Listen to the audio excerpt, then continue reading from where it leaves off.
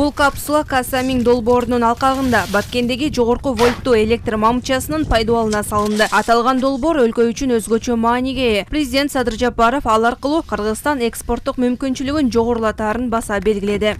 Энергетика биздин мезгилде коомдун жашоосуна терең таасирин тийгизип жатат. Ал ар бир республиканын экономикасынын негизи болуп саналат жана калктын социалдык жашоо шарттарын аныктайт. Бул факт экономиканын керектөөлөрүн жана калктын электр энергиясына болгон муктаждыгын толук канааттандыруу үчүн жаңы кестерди, электр чубалгыларын, көмөк чордондорду куруунун зарылдыгын жаратууда.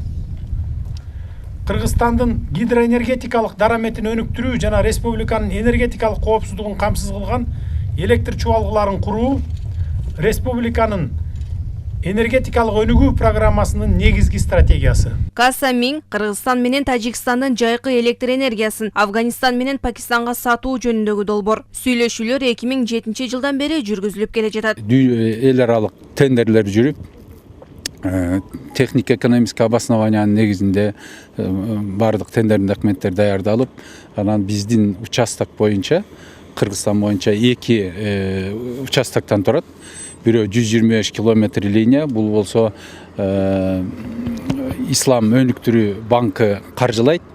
Экинчи лот дейбиз, ал 325 километр линия жана бир ячейка датка подстанциясында болот. Аны каржылаган Дүйнөлүк банк $50 миллион жана Евро инвестициялык банкы $70 миллион деп. Кыргызстандын каржылык милдеттенмелери сатыкка чыгарылган электр энергиясынын эсебинен толугу менен жабылып, мамлекеттик бюджетке жүк келбейт. Жергиликтүү эл бул аракет ишке ашып, бүткүл өлкөнүн социалдык экономикалык өнүгүүсүнө салым кошсо деген тилектерин билдиришти. Ушундай чоң долбоор башкача айтканда мамлекеттин түп тамырынан бери экономикалык жактан көтөрүү боюнча долбоорлор кетип атат.